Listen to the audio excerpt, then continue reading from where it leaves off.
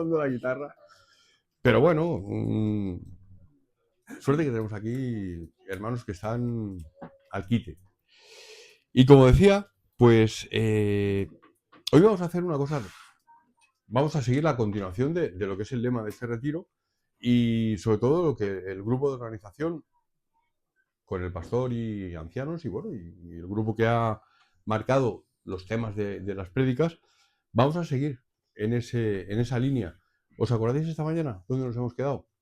Os doy una pista. Hechos 2, capítulo 2, versículo. No. Hechos, capítulo 2. No. Bueno, sí, hemos empezado 14. ¿Dónde hemos acabado? 41. Bien, Elena, bien, bien. Eso quiere decir que vais siguiendo la línea, ¿no? Y nos hemos acabado en el 41 con un hecho importantísimo, que el hermano Ángel me lo ha dejado, como se suele decir, a huevo, para hacer la continuación de Hechos 2, Hechos capítulo 2, versículo del 42 al 47, que es la porción que me ha tocado. Pero lo bueno es que hemos visto un final en esta mañana apoteósico. La conversión de 3.000 personas. 3.000. Aquellos que estaban un poco diseminados y no estaban no sabían qué estaba pasando, con una predicación, con el poder de la palabra, que es lo que hablamos esta mañana, se convirtieron. No sé cuántos siguieron siendo conversos en aquel momento, pero que 3.000 personas aproximadamente, supongo que no había un contable, ¿no? Pero unas 3.000 personas fueron a los pies de Jesús y se bautizaron y aceptaron a Jesús. Y esas 3.000 personas fueron lo que podíamos llamar la iglesia primitiva. Las que comenzaron a organizarse y a ver que aquello no había sido en balde. La muerte de Jesús no había sido en balde. Y su resurrección, por supuesto, que no había sido en balde, ni mucho menos. Pero a partir de ahí la gente empezó a creer más. ¿Gracias a qué? A la palabra. En este caso predicada por Pedro. Pero fue importante, porque si nadie hubiera lanzado aquella crítica a aquellos que ya querían vapulear lo que hubiera sido el Evangelio de Jesús, automáticamente todo hubiera acabado. Imaginaos. Pero sin embargo, se fundamentó, se estructuró, se empezó a seguir adelante con algo tan importante como era la reunión entre los hermanos, como la que tenemos aquí hoy, como la que tenemos habitualmente en nuestra iglesia, como lo que en muchas iglesias la gente tiene por costumbre reunirse. Y otro tipo de iglesias, las conversiones en las casas particulares de la gente que ofrece el poder conocer el Evangelio. Y eso es uno de los puntos que nosotros vamos a tocar, porque realmente el hecho de participar del Evangelio no solamente es en nuestra iglesia. Hay fórmulas y las vamos a conocer ahora. Mirad, como introducción quiero daros a entender una cosa.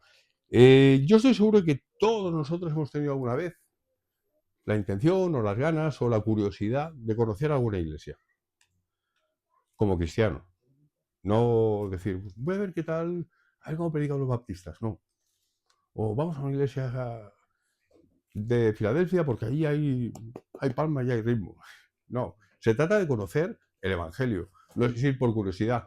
No vamos a hacer turismo cristiano. Y cuando vas a visitar una iglesia, ¿qué es lo que haces primero? ¿O qué deberíamos hacer? Lo primero es investigar, saber qué iglesia es, dónde está ubicada, cómo está formado el ministerio de esa iglesia, quién es el pastor, cuál es su membresía, importante, cuál es su doctrina de fe, muy importante. Porque, hermanos, a veces nos metemos en algunos jardines que podemos salir un poquito trasquilados. Hay muchas iglesias camufladas que no son realmente, o bíblicamente, mejor dicho, conformes al corazón del Señor.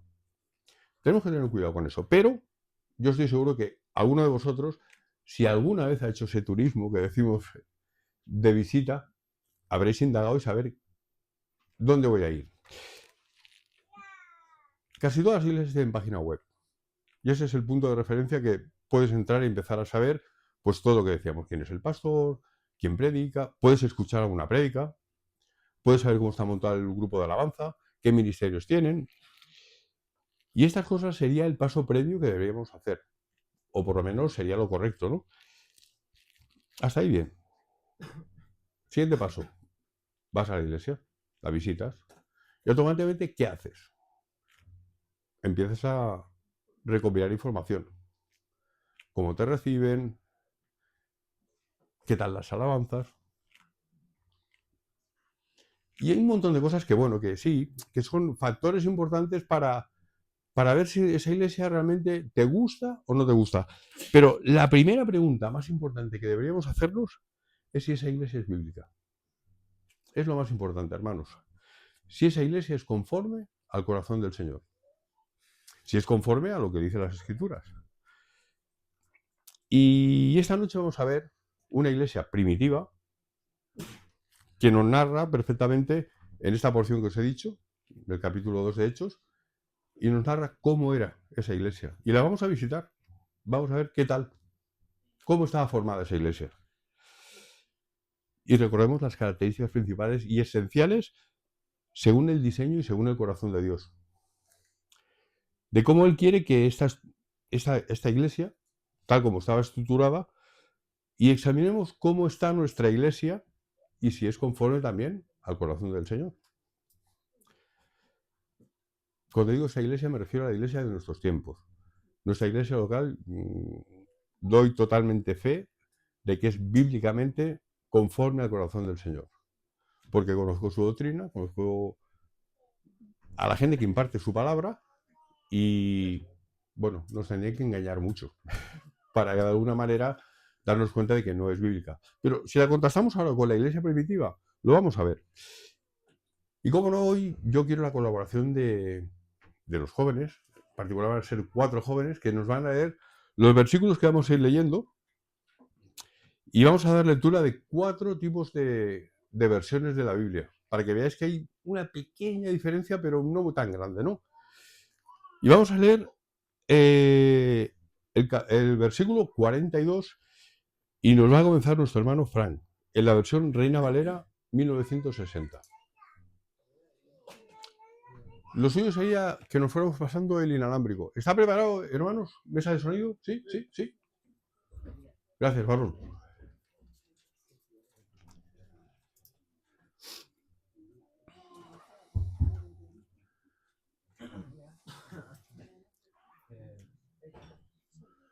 Cuando quieras, hermano. Hechos 2, versículo 42-47, en la versión de Reina Valera 1960. Amén. Y perseveraban en la doctrina de los apóstoles, en la comunión unos con otros, en el partimiento del pan y en las oraciones. Bien. Nuestra hermana Noa nos va a leer ahora la Reina Valera actualizada. Y perseveraban en la doctrina de los apóstoles, en la comunión, en el partimiento del pan y en las oraciones. Bien. Nuestro hermano Misael nos va a leer la nueva versión internacional. ¿Perdón? Sí, sí, 42. Se mantenían firmes en la Pero, mira. Se mantenían firmes en la enseñanza de los apóstoles, en la comunión, en el partimiento del pan y en la oración. Bien. Y nuestro hermano Joan nos va a leer la traducción del lenguaje actual. Y decidieron vivir como una gran familia. Y cada día los apóstoles compartían con ellas las enseñanzas acerca de Dios y de Jesús. Y también celebraban la cena del Señor y oraban juntos. Amén. Poca diferencia hay. La única tal vez la del lenguaje actual. Posiblemente. Pero todas vienen a decir lo mismo. Nos dicen, era una comunidad unida. Importantísimo. Centrada en la enseñanza apostólica. Los apóstoles enseñaban a los discípulos cuál era el evangelio y cuáles eran las normas que tenían que seguir. En la comunión, palabra importantísima que esta noche tenemos que quedarnos en la cabeza, koinonia. La comunión entre hermanos. El partimiento del pan, que no tan solo era la celebración de la mesa, de la mesa del Señor, era también participar de la mesa, participar todos de comer juntos, de tener ese momento de, como hemos tenido estos días, de estar juntos, en comunión, participando de la mesa, repartiendo los alimentos. Esa era pero lo principal también, lógicamente, era la Santa Cena, el partimiento del pan. Y el punto más importante, la oración. Esa era la base que esta iglesia ya nos marcaba. Esa estructura es la principal que nos marca el prototipo o la estructura conforme al corazón del Señor y bíblicamente de una iglesia cristiana. No hay más. Todo lo que queramos añadir es obra del hombre. Y sabemos cómo acaban las cosas del hombre. Hechos 2:42-47 nos describe una iglesia primitiva como una comunidad unida. Ese punto es muy importante, hermanos, porque vivían generosamente compartiendo sus bienes. Y los compartían en función de una generosidad y una necesidad. Cuando alguien tenía necesidad, en esa iglesia, automáticamente los miembros de la iglesia cubrían esa necesidad de ese hermano. Pero la cubrían en todos los sentidos. No la cubrían simplemente como diciéndole, ¿qué pasa? ¿Que no llegas a final de mes? En aquella época, llegar a final de mes supongo que sería muy difícil, ¿no? Pero no tienes para comer, no te preocupes, ven a mi casa. O como vamos a hacer un partimiento del pan, ven a comer a nuestra casa. O comían todos juntos. Y ahí seguro que hasta sobraba comida, hermanos. Seguro. La palabra era comunión, generosidad. Koinonia es una palabra muy bonita en griego, pero vamos a poner el nombre en castellano. Compañerismo. Camaradería, si queréis. Pero no camaradería de, hey, colega, vente a cenar a mi casa esta noche. No. Ven porque después de la participación del pan vamos a tener oración. Fijaos cómo cambia, ¿eh? No es ver un partidito de fútbol, ¿eh? Es participar de todo aquello que era la estructura básica de la iglesia primitiva.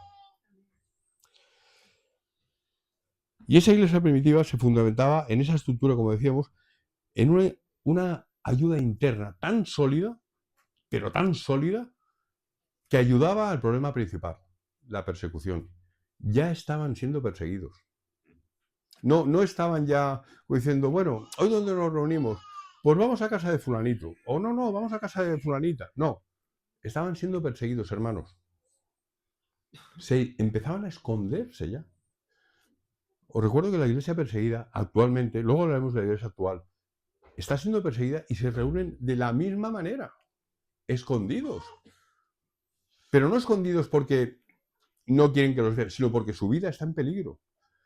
Pero tanto la iglesia perseguida de ahora como la iglesia perseguida de antes, la primitiva, les importaba muy poco.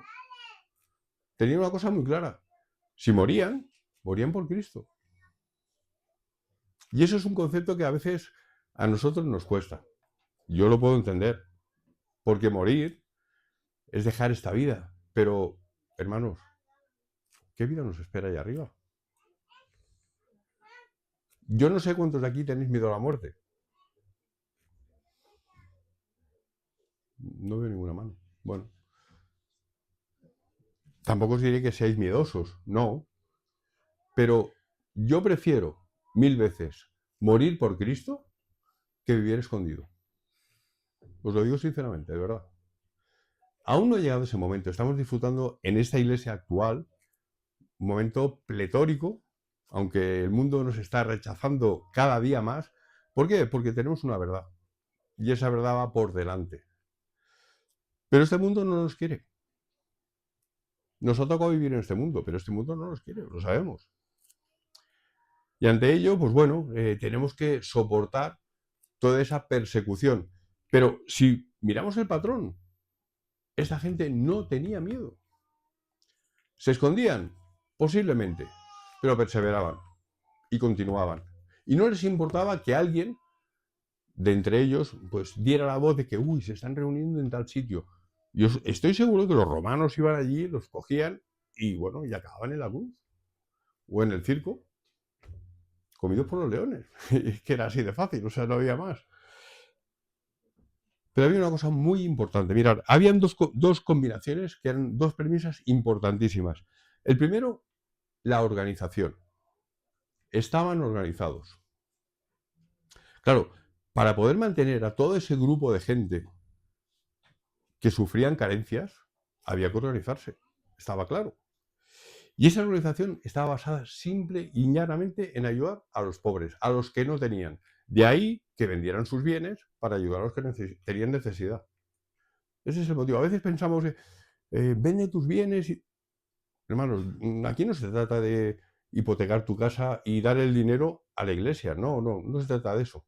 Se trata de ayudar a aquellos que tienen necesidad para que puedan llegar a tener los mínimos principios básicos de subsistencia. Y en aquella época había muchos. En Hechos 2 y en Hechos 4 también vemos que no era una caridad desorganizada, todo lo contrario, era un sistema basado en la confianza, con una administración centralizada. Dicen que los creyentes traían el producto de sus ventas y los ponían a los pies de los apóstoles. El versículo 10-28. Lo ponían a los pies de los apóstoles. Casi todo sería fruto y cosecha del campo, seguro. Casi todo. Pero alguno diría, mirad, yo tengo unos terrenos, los he vendido y he sacado tantos dracmas o lo que sea, ¡pam! Aquí los tenéis. Y eso ayudaba a mantener a toda la comunidad. Aseguraba también que ese dinero llegaba a aquellos que tenían hambre, que tenían necesidad. Y no solamente a los amigos cercanos. Más adelante veremos en Hechos que la cosa se iba un poco ya contaminando, vamos a decir. Pero como estaban bien organizados, se dieron cuenta que había que poner o establecer la diaconía. Y automáticamente ya no había ningún tipo de favoritismo. ¿Por qué? Porque en ese momento, digamos que el mundo judío tenía unas viudas y unos huérfanos que tenían cierto favor, más que los gentiles. Pero eso se arregló rápido. Diáconos que controlen y sepan repartir esos bienes que se recogían a los pies de los apóstoles para poder que todo el mundo tuviera exactamente lo mismo, ¿no? Bueno, se buscaban soluciones. Se distribuía según la necesidad. Y el criterio no era el mérito. Uy, el que tenía más... Es que este yo lo veo orando todos los días en la esquina.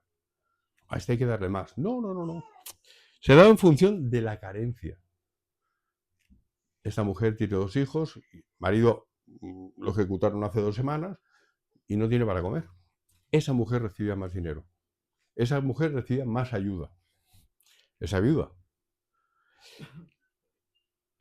Otro tema importante, si alguien tenía alguna crisis familiar, como por ejemplo la pérdida de un familiar, se le daba ayuda, se le daba subsistencia, se ponía en oración para que el Dios de los cielos, aquel que tenía infinita misericordia, intercediera por ella.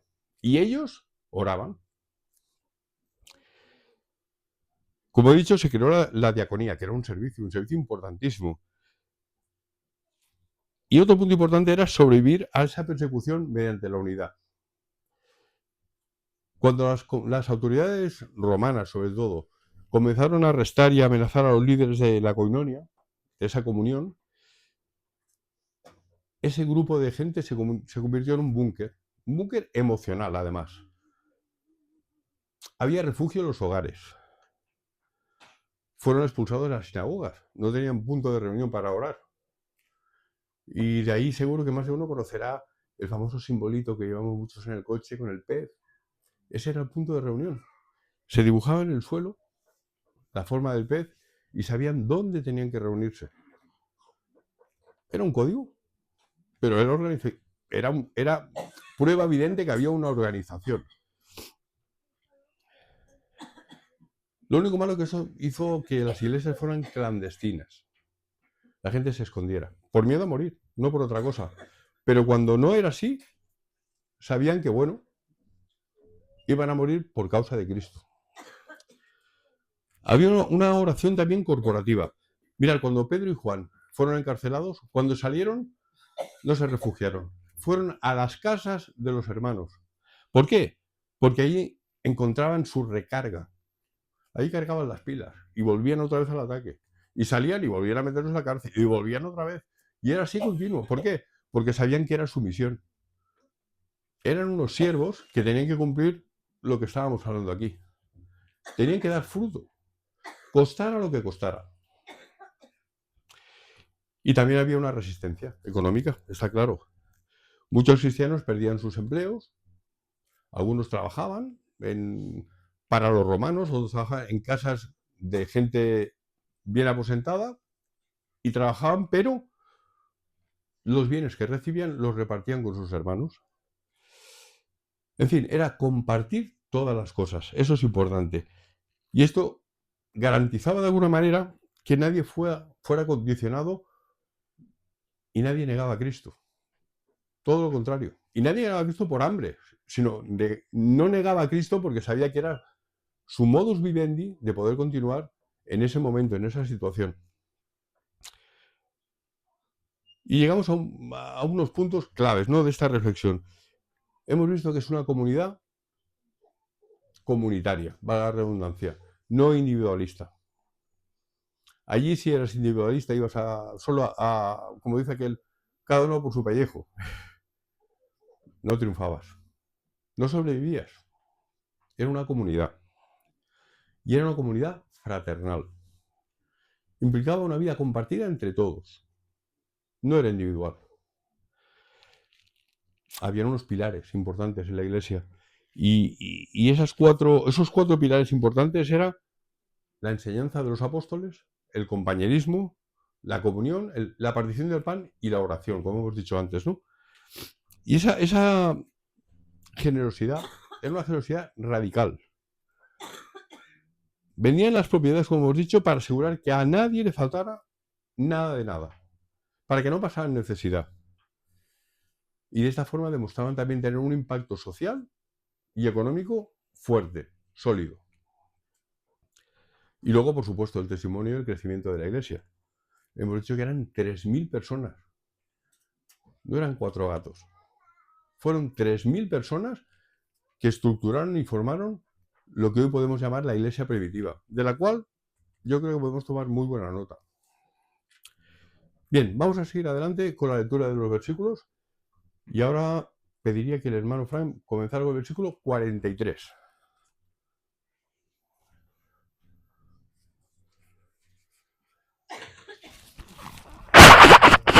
Versículo 43. Sí.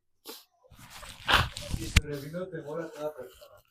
Y muchas maravillas y señales eran hechas por los apóstoles. ¿No? Entonces caía temor sobre toda persona, pues se hacían muchos milagros y señales por medio de los apóstoles. ¿Misael? Versículo 43. Chicos, seguid la línea, ¿eh? Si no nos perdemos. Todos estaban asombrados por los muchos prodigios y señales que realizaban los apóstoles. Amén. Al ver los milagros y las maravillas que hacían los apóstoles, la gente se quedaba asombrada. Amén. Hermanos, temor de Dios. Pero no temor de miedo. Temor de poder. La presencia de Dios se manifestaba entre ellos con asombros y señales. Los apóstoles hacían milagros, pero no eran ellos, era el poder de Dios que les había dado. El Espíritu Santo ya estaba con ellos. Ya tenían don de sanidad. Es un hecho importante porque mucha gente, sobre todo los novatos, cuando empezamos a entender el Evangelio, pensamos que eran ellos los que yo te pongo las manos. No. Era el poder de Dios. El poder que el Espíritu Santo, Jesucristo había muerto, había resucitado, estaba a la diestra del Padre, no estaba allí ya con ellos. Era el Espíritu Santo, el gran consolador que les había dejado, que les daba el poder para sanar y para todas las virtudes que el Señor nos quería dar en la tierra a través de los hombres, pero con el poder del Espíritu Santo. Y esto hacía que la iglesia se mantuviera viva, firme, con futuro, con ilusión. No había sido en vano la muerte de Jesús, ni mucho menos. Veían ya el fruto del Espíritu Santo. Y eso les daba temor, temor de respeto, temor de saber que Dios estaba con ellos, que no estaban solos, en un momento tan difícil. Imaginaos aquí ahora que hubiera un cambio radical a nivel gubernamental, en el mundo, yo qué sé, con todas estas guerras y todo, yo me pierdo ya, de verdad. Y que todo cambiara. Y que a partir de ese momento dijeran, prohibido la reunión de tipo religioso, si lo ponemos entre comillas, para alabar ningún tipo de Dios. Que hermanos, se puede dar, ¿eh? Bueno, los politeístas no, porque como tienen muchos, pues bueno, la cosa es diferente, ¿no? Pero eso de alabar a Dios, no. El pueblo musulmán está sufriendo también su debilidad por creer en un solo Dios. Pero nosotros no somos muy diferentes en ese sentido. No somos politeístas. No podemos cambiar cada semana de Dios. Tenemos un solo Dios. El pueblo judío igual. Y así están. Entonces, pensemos que si esto en un momento dado cambia, ¿cómo nos encontramos? Y puede cambiar de la noche a la mañana. Así de fácil. No hay un proceso de decir, bueno, y a partir de ahora pues, queda totalmente prohibido llevar las Biblias. No va a ser así. Va a ser ¡bam!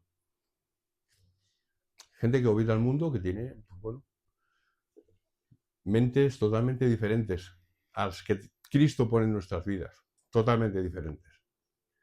Yo no voy a entrar en política. Tampoco me interesa. Pero vemos cómo está la situación, ¿no? Y en Hechos 2:42-47 nos dice que esa comunidad auténtica, donde el amor se traduce en acciones concretas, produjo un impacto muy importante en la sociedad. Estos versículos describen que lo que muchos consideraron el ADN del modelo ideal de la comunidad cristiana. Y hermanos, yo estoy conforme con ello. Yo estoy de acuerdo, totalmente de acuerdo. Es el modelo principal del ADN que nos tiene que identificar con el nacimiento de nuestra iglesia. Con el ADN de Cristo. No es un relato histórico, esto que ocurrió en Hechos 42-47, sino que es una hoja de ruta que sobre la fe se traduce como una forma convencional y radical. Hoy hablábamos de... Nuestro pastor nos ha dicho que le gustaba mucho esa alabanza que cantamos de Señor, hazme un radical. Yo lo comparto, hermanos. Yo lo comparto. Porque os digo una cosa, si no somos radicales, el mundo nos va a convencer de muchas cosas. Y yo estoy harto de este mundo ya. Entenderme. Estoy cansado de que el mundo me diga lo que tengo que hacer. Yo ahora ya tengo un manual, tengo una hoja de ruta. Y es la que voy a seguir. Y no me van a apartar de ella. Y si nos apartamos de esa hoja de ruta, podemos caer en eso, en una hoja de ruta turística. Y no.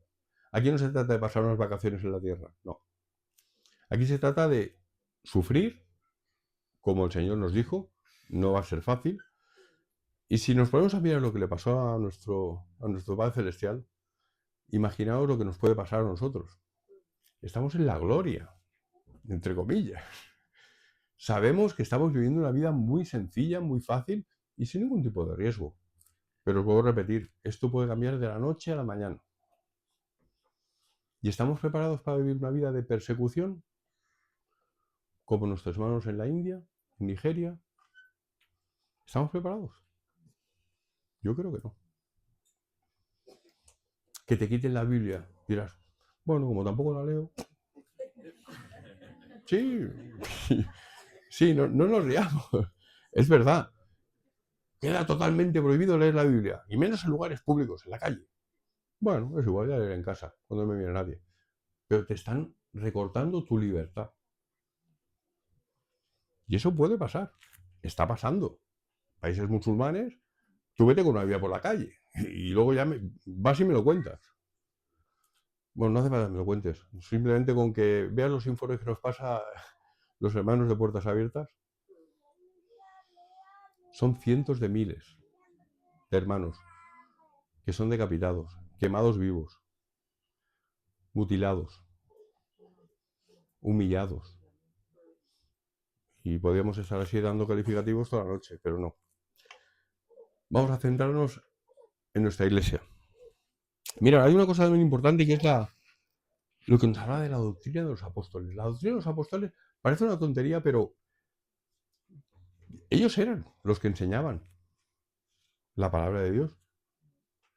Ellos eran los que generaban los primeros discípulos.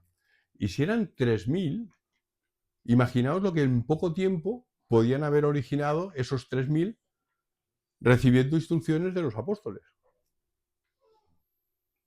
Multiplicamos, no sumamos. Eso es uno de los conceptos que más adelante nuestra iglesia va a tener que empezar a tener claro. No tenemos que sumar. Sumar es bueno, mejor que restar, pero mucho mejor es multiplicar. Y para multiplicar tenemos que también multiplicar nuestro esfuerzo de llevar la palabra a cualquier rincón del mundo. Y eso es difícil. Pero, hermanos, no hace falta viajar, ¿eh? No cojáis un avión ahora mañana ya y ¿dónde vas? Me voy a Sudán. No, no hace falta. Ves al portal de tu vecindario. Sal a la calle. Sal a la calle y hazlo de forma productiva. No hace falta que vayas a repartir tratados, que también, que está muy bien. Pero pídele al Señor lo primero, en oración, Señor, pon a alguien delante de mí. Cruza a alguien en mi vida para que yo le pueda hablar de ti, pueda hablar de Jesús, pueda hablar de las maravillas que has hecho en mi vida. Aquí somos 48, sin contar los peques. 46. 46 testimonios cada día de lo que el Señor ha hecho en tu vida, tal como hemos hecho en estos talleres. Imaginaos. ¿Tenemos vergüenza? Voy a hacer la pregunta de otra manera. ¿Nos avergonzamos de Cristo? ¿Nos avergonzamos del Evangelio? No, ¿verdad? Entonces, ¿qué es lo que nos impide que salgamos a la calle a proclamar el Evangelio? Yo no me quiero poner por ejemplo, porque no lo soy. Yo tengo mis fallos y mis debilidades como todos. Pero os digo una cosa, yo donde he encontrado mayor satisfacción no ha sido en la calle, promulgando el Evangelio. Ha sido en la cárcel. Sinceramente. ¿Que de 25, 12 me han engañado? Seguro. Por eso está en la cárcel. Qué malo que soy, ¿eh? No. Pero os digo una cosa. He visto gente quebrantada. He visto gente que ha entrado en la cárcel siendo personas débiles, como todos nosotros, pero que su corazón se ha quebrantado allá adentro. Y han reconocido que yo estoy aquí porque algo que no hice bien, estoy pagando a la sociedad, pero soy libre en Cristo Jesús. Y siguen en el Evangelio, hermanos, y a veces más que muchos de nosotros. Lo tengo que decir. Porque perseveran, porque es su gran ventana de libertad en la cárcel. Claro, muchos de nosotros diremos, sí, claro, pero Francisco, es que han cometido un grave error. Sí, pero lo están enmendando. Están poniendo solución. Y saben que la solución está ¿en quién? En Cristo Jesús. Muchos de nosotros lo estamos descubriendo ahora, sin haber cometido ningún delito, pero ellos ya han cogido el camino directo. Los hay que se apartan también, ¿eh? Los hay que salen, tercer grado, 2 semanas y vuelven. ¿Qué haces aquí otra vez? Es que claro, que la carne es débil. Sí, lo sé. Pero, bueno, hermanos, todos tenemos fallos. Pero el Señor les acoge. Y el Señor les instruye. Y el Señor envía a siervos para que les vuelvan a decir, no cometas el mismo error. Arrepiéntete de tus pecados. Pero no con la Biblia así dando en la cabeza, ¿no? De una forma como debemos hacer entre nosotros, con amor. Y eso es koinonia, comunión. Koinonia, mira, dice, en vida en común. Es la decisión de tener vida en común. Es la decisión de compartir creencias, compartir amor, compartir lo que tú necesitas. Es una responsabilidad solidaria. A ti te hace falta algo, yo te lo doy. No me des nada a cambio, pero dale gracias al Señor. Eso es lo importante. El Nuevo Testamento nos habla de muchas colectas de dinero y ayuda práctica para los necesitados. Bien, nosotros tenemos algo que se llama ofrenda o diezmo. No penséis que el diezmo es solamente para pagar el sueldo del pastor, ¿eh? No. No os equivoquéis. Se utilizan para muchas cosas. La ofrenda, el diezmo, es para la obra del Señor. ¿Que la obra tiene forma de caja? Bueno, bien, pero hay que pagar la luz, el gas, etc, etc. Bueno, el gas poco porque tenemos una bombona de butano y para cuando hay bautizos, ¿no? Pero, ¿me entendéis lo que quiero decir? Las cosas y en aquella época era exactamente igual. Se utilizaba para invertir en que la obra de Cristo en nuestra iglesia, en este caso nuestra iglesia local, sea para fomentarla, para que no se venga abajo. Vamos a aplicarlo ya en la vida moderna, va.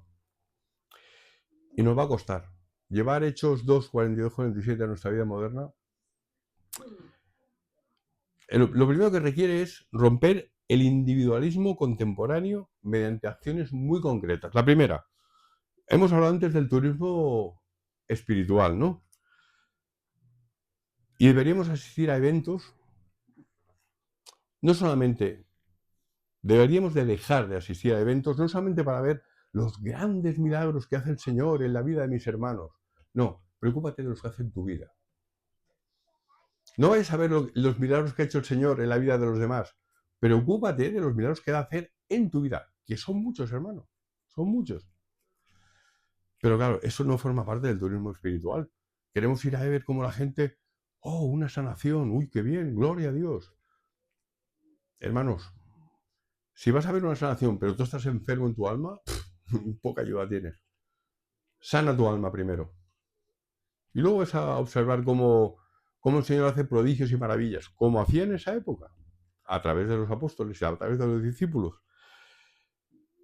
El punto más importante de cómo ubicar esa iglesia primitiva en la iglesia actual. Grupos pequeños. Grupos pequeños en casas. Casas particulares, casas de hermanos. Adaptar ese modelo es reunir en hogares y permitir una intimidad mucho más familiar, si me permitís la palabra. Es una intimidad que no se consigue en grandes locales, en grandes auditorios. Se puede conseguir, sí, pero en un lugar más reducido, el contacto con la gente es mucho más directo, es más emocional. Tratas personalmente el testimonio de una persona que te dicen, mira, es que la verdad, es que yo no creo en estas cosas. Hablemos. Ya estamos hablando de gente que es no creyente, que está en tu casa y que tú has de manifestar y darles a entender pues que Dios ha puesto también su amor en su vida. Es así de fácil. Pero vas a tener que ser generoso. Has de abrir la puerta de tu casa a gente desconocida y eso no le gusta a todo el mundo. ¿Es verdad o no? ¿Vosotros meteréis ahora a un indigente en vuestra casa y le daríais un café con leche y le hablaríais del Señor? Gloria a Dios por nuestro hermano Gerson, porque es un hombre atrevido. Claro que sí. ¿Atrevido? Amén. Amén. Amén. Pero hermano, de 46, solo uno. A mí me costaría, lo digo sinceramente. Voy a poner otro ejemplo. Que algún preso del tercer grado me dijera, esta semana me dan permiso, pero claro, tengo que poner una dirección para ir ahí y decir dónde voy a dormir. ¿Qué hago?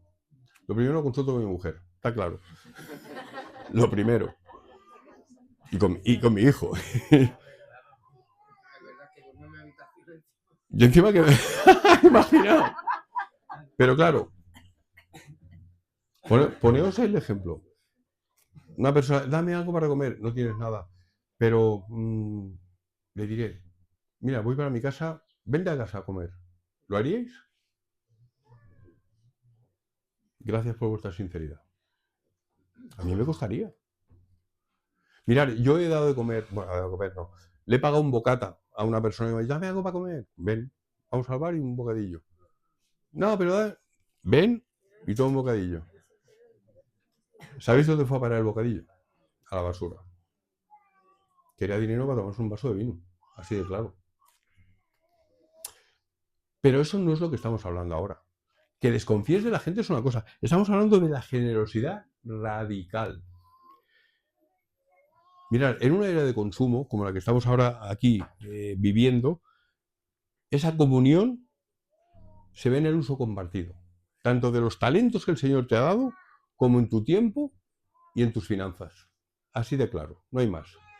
Si quieres poner puntos y comas a cada palabra que he dicho, estás recortando esa generosidad radical. Pero claro, te olvidas del resto de la comunidad. Creyentes o no creyentes. Y eso no es ser un buen cristiano. Vamos a cambiar de tema porque sé que nos gusta. Pero, mirad, el servicio al Evangelio, ser un siervo para su gloria, es ser humilde. Y la humildad y la sencillez se traduce en eso, en generosidad. Jesús era generoso. Jesús no escogía a aquellos que eran más potentados. No se dirigió a Mateo porque era una persona de buena posición, no. Sabía que Mateo tenía que cambiar su vida. Y le dijo, déjalo todo y vente conmigo, sígueme. Con Tomás hizo igual. A Simón Pedro, que era un hombre, un currante, trabajador, pescador, le dijo, deja eso, te voy a hacer pescador, pero de hombres. Yo estoy seguro que Pedro le diría al principio, sí, pero claro, yo tengo que llevar el parné, lo tengo que llevar a casa. Déjalo todo y sígueme. En el Antiguo Testamento tenemos un montón. Elías, por ejemplo, Eliseo. Gente que lo dejó todo. Abraham, sal de aquí y vete para allá. Y van. ¿Por qué? Por la fe. Y por seguir ese patrón que de alguna manera ya se empezaba a establecer en el mundo cristiano. La sinceridad y la vulnerabilidad era otro punto importante. Practicar esa comunión superaba otra palabra que nos cuesta mucho, la hipocresía. Y claro, la verdad y la solidaridad no casan con la hipocresía. Es una palabra que es totalmente antagónica a eso, ¿no? Otra cosa que practicaban, el partimiento del pan, que lo hemos dicho antes. La mesa era el lugar de igualdad. ¿No os habéis sentido a gusto en el grupo de 6, en vuestra mesa? ¿Habéis compartido? ¿Habéis hablado de Jesús mientras comíais y cenabas? ¿O habéis hablado de qué bien juegan los chicos a voleibol? No, seguro que habéis hablado de Jesús. En algún momento habéis hablado de Jesús. Seguro. ¿No? ¿Empezamos otra vez? No. ¿Volvemos la semana que viene? No, pero seguro que sí. Seguro que sí. Recordar el sacrificio de Jesús los mantenía unidos en humildad. Y tenemos que ser humildes. Y tenemos que mantenernos unidos. Otro punto, las oraciones, importantísimo. Reconocían que sin la dependencia de Dios, el proyecto humano iba a fracasar. Podían estar muy bien organizados, pero si no había oración, no había nada. Vamos a seguir adelante, venga. Versículos, chicos, jóvenes, versículos 44 y 45. El hermano Fran nos lee la versión Reina Valera 1960. 44 y 45. Todos los que habían creído estaban juntos, y tenían en común todas las cosas, y vendían sus propiedades y sus bienes, y lo repartían a todos según la necesidad de cada uno. Amén.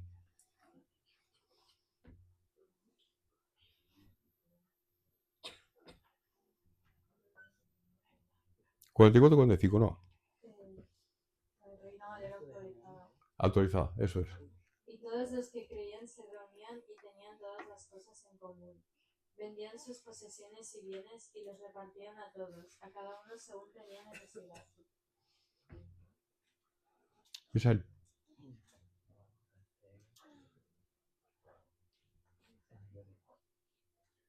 Dice así, todos los creyentes estaban juntos y tenían todo en común.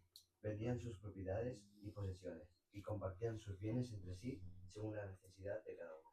Amén. Traducción al lenguaje actual. Los seguidores de Jesús compartían unos con otros lo que tenían. Vendían sus propiedades y repartían el dinero entre todos. A cada uno le daban según lo que necesitaba. Fijaos, gracias hermano. ¿Sabéis? Aquí había llegado un punto importante. El Evangelio estaba tocando sus bolsillos. Cuidado. Había que desprenderse de algo para que todo el mundo pudiera sobrevivir. Para que hubiera grano en el granero. Vamos a decirlo así. Y eso correspondía a algunos, tocarse el bolsillo. Mal tema. Tocarnos el bolsillo. Uf. Pero hermanos, el amor se estaba haciendo, tenía forma, empezaba a tener forma de cosa, pero no en forma de bolsa con dracmas o denarios o no sé qué moneda había en aquel momento. No, no era eso. Era el amor de Cristo, traducido en lo que ellos sentían en su corazón para con los demás. No decían te amo como palabra, digamos, convincente. No, decían vendo mis propiedades para que nadie pase necesidad. Esto es impensable hoy en día. Nos cuesta. Y de aquí tenemos que sacar una lección, hermanos. La fe verdadera siempre produce una generosidad que rompe el egoísmo y el apego a lo material. Si no es así, sigue siendo un alma materialista. Y es así de claro. Si tú no sueltas lo que los demás necesitan, cuando tú necesites no vas a encontrar nada. Pero si tú tienes apego a dar a los demás aquello que, no que te sobra, sino aquello que tú crees que les hace falta, tú vas a tener abiertas las puertas cuando tengas una necesidad. Porque los demás también te van a ayudar, con toda seguridad. Si no te has equivocado de comunidad, con toda seguridad también. Mira, vamos a ver el versículo 46, que yo sé que ese versículo 45 no os ha gustado mucho. Versículo 46. Fran, cuando quieras.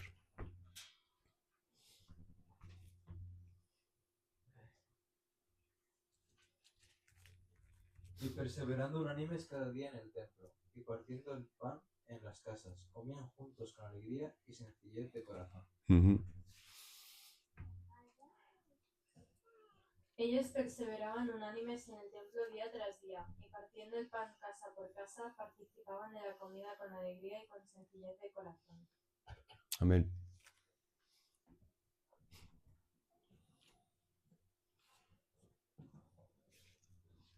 No dejaban de reunirse unánimes en el templo ni un solo día. De casa en casa partían el pan y compartían la comida con alegría y generosidad. Además, todos los días iban al templo y celebraban la cena del Señor y compartían la comida con cariño y alegría. Cariño y alegría. Y lo más importante, cada día. Cada día. Cada día se reunían, iban al templo, oraban, y si no, en las casas partían el pan, con alegría y sencillez, y con humildad. Cada día. Seguro que muchos estarían diciendo, otra vez tengo aquí este. Pero si ya vino anoche. Cada día. Porque no solamente se alimentaban del pan, se alimentaban de sentir los testimonios que los demás daban de que Jesús estaba haciendo en sus vidas. De una iglesia que acababa de comenzar. No de 2000 años después, no. Acababan de comenzar, hermanos. Y Jesucristo ya se estaba manifestando en sus vidas. Y cada día tenían nuevos testimonios. Cada día oraban. Cada día iban al templo. Y digo yo, nosotros nos cuesta ir el domingo a veces, una cosa bárbara. Ya que viene buen tiempo, el jueves no digamos. A ver, siempre hay los motivos laborales, etc. Pero hermanos, aunque no podáis asistir, enviar un mensaje al grupo de WhatsApp, que para eso lo tenemos también. Que Dios bendiga el culto de hoy jueves. Punto. Amén. Pues si puedes venir, ven. Todo esto va a cambiar. Ya, no soy profeta, pero todo esto va a cambiar. Esto va a ser, si Dios quiere, ojalá fuera cada día, como en la iglesia primitiva. Pero bueno, no lo sabemos. Eso está en manos del Señor. Lo que sí que está claro es que tenemos que ser, lo que decíamos al principio, perseverar. Una palabra que nos hemos saltado y era muy importante. Perseveraban. Esos 3000 que se convirtieron, los que nos habla del versículo 41, perseveraban cada día. Y perseverar, ¿sabéis lo que quiere decir, no? Mirad, si uno quiere estudiar medicina, si no se lo preguntamos a Jean Paul, tiene que perseverar en sus estudios. No solamente es llegar a conseguir durante 5 años el título de una carrera, tiene que perseverar, tiene que mantenerse en continuo conocimiento de su profesión. Y luego esperar que lleguen muchos a la consulta. Esa es la segunda parte. Pero primero tiene que perseverar, tiene que convertirse en un gran profesional. Lo mismo ocurre con un atleta que quiere hacer una maratón. El primer día no se va a hacer los 42 kilómetros, con total seguridad. Va a tener que estar preparándose durante mucho tiempo y perseverar para conseguir una buena calidad y condición física. Eso es indispensable. Y esta gente perseveraba. Esa gente perseveraba. Nuestros hermanos de la iglesia primitiva eran perseverantes en continuar día a día los conocimientos de la palabra del Señor. Y eso, quieras o no, si encima te reúnes, como hemos hecho estos días nosotros, te da alegría de corazón. Y te da alegría de ser sencillo, de no ser superior a nadie. Todo lo contrario, de sentirte como todos. Que además de sentirte amado y escuchado, muy importante. Porque no nos gusta escuchar, pero estos días hemos tenido que escucharnos. Y mucho. Y es bueno, hermanos. Yo ahora, mira, de los 17 que pasaron por enfrente mío, podría decir que tengo un 95% de gente que sé que va a estar en mis oraciones. Lo sé. Y ellos en la mía. O sea, multiplicar, hermanos. Multiplicar. Cada día sé que 17 personas van a orar por mí. Por un testimonio que les he dado en 2 minutos y medio. 10 minutos. Imaginaos. Cuando esto se multiplique, nuestro tiempo de oración automáticamente se va a triplicar. No se va a multiplicar, se va a triplicar. Y así seguiremos avanzando, avanzando, avanzando. Y se trata en eso, hermanos, avanzar. Vamos a leer el versículo 47 y último ya. Que no quiero que os durmáis. Nuestro hermano Frank y Noah, Misael y Joan cierra el broche con el versículo 47. Alabando a Dios y teniendo favor con todo el pueblo. Y el Señor añadía cada día a la iglesia los que habían de ser salvos.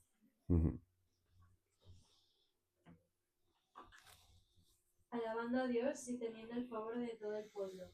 Y el Señor añadía diariamente a su número los que habían de ser salvos. Amén.